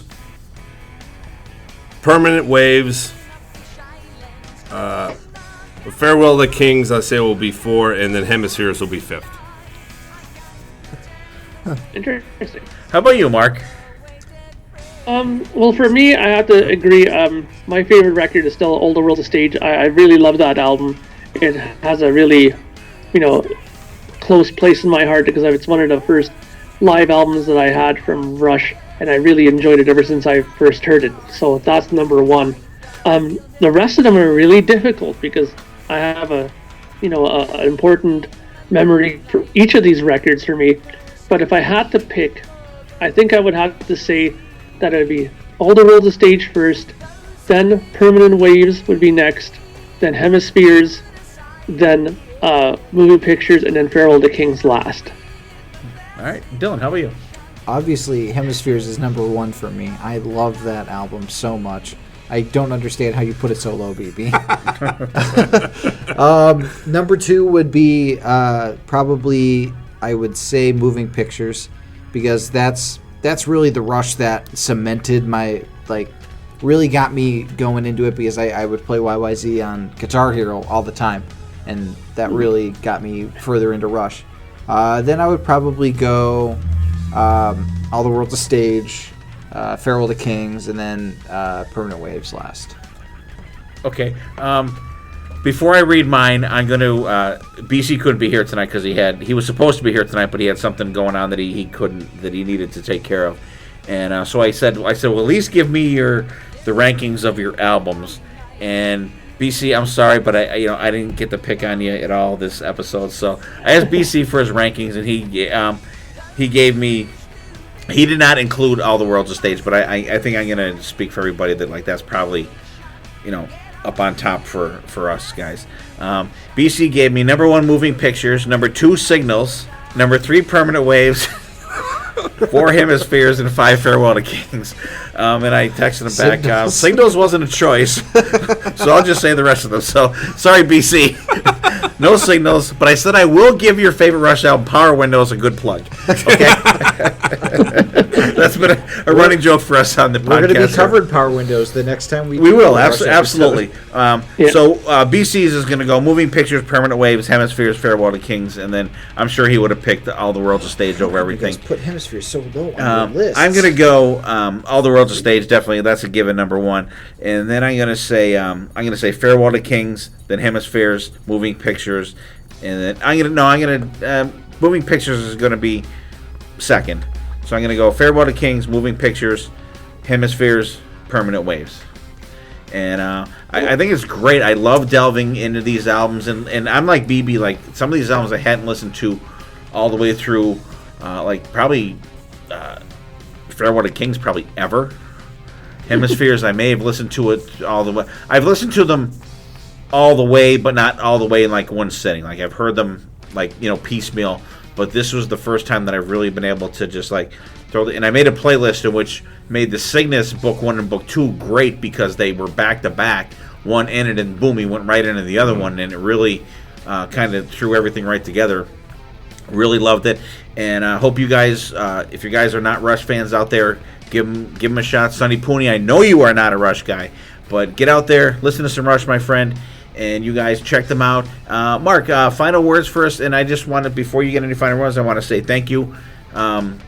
We love your expertise, and you just kick ass when you come on that thing here. You're very well spoken, and you know your shit. Thanks, guys. I really enjoy being on here, and I'm looking forward to doing the next batch of Rush records with you guys. I'm sure that'll be a few months from now, but I'm really looking forward to it. And I highly suggest that some people out there who may be not familiar with these albums, to give them a spin. Maybe some of the records might connect with you, maybe some of them may not.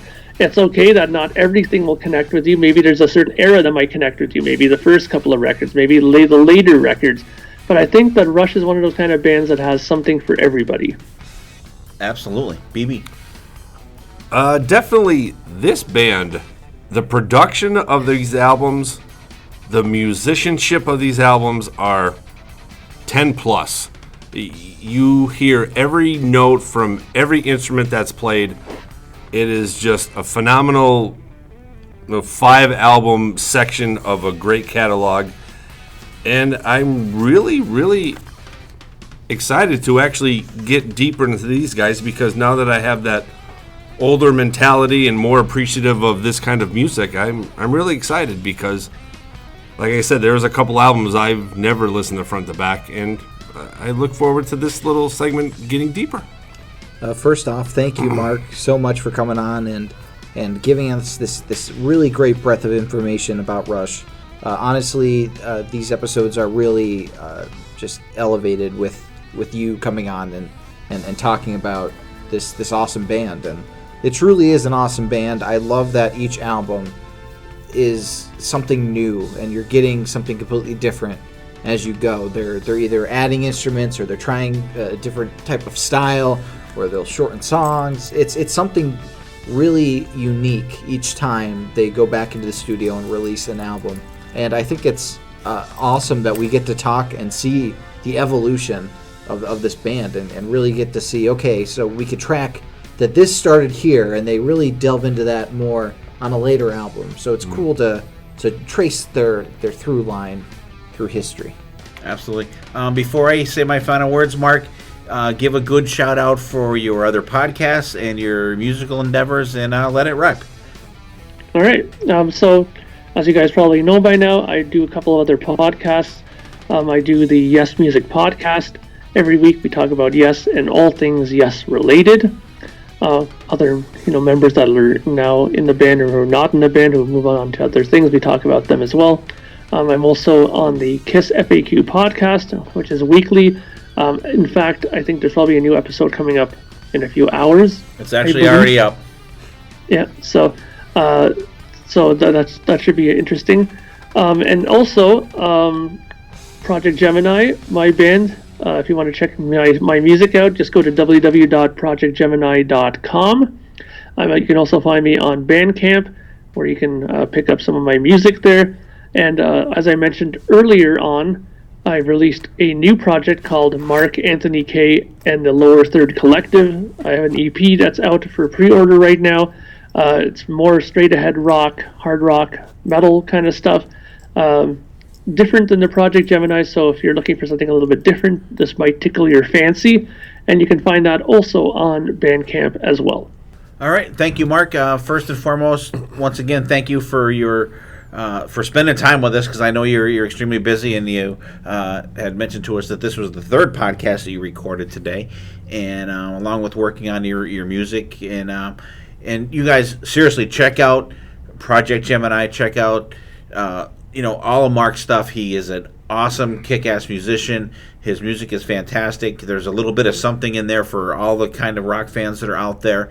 And check out his other podcasts. Check out the Yes podcast. Check out KISS FAQ. They got a good bunch of guys over there with Lonnie and Mark and Julian. Very entertaining. If you're a KISS fan, check those guys out. And I want to thank everybody out there for listening. We appreciate you guys. We love you guys. You listening to us and downloading us. And please tell your friends about us. If you got a friend that's a metalhead, tell them to check us out. Give us a share, give us a like. Go to iTunes if you can, give us a good rating on there. Hopefully, go to Podchaser. There's a lot of cool stuff on there. Give us a good rating on there. Check out our Spotify playlist. We have a playlist every week on our podcast. It's posting the link for our show. And so you will hear all these kick-ass songs that we talk about on every episode in our Spotify playlist. Just click on the link and it'll load right to Spotify, and you can check us out.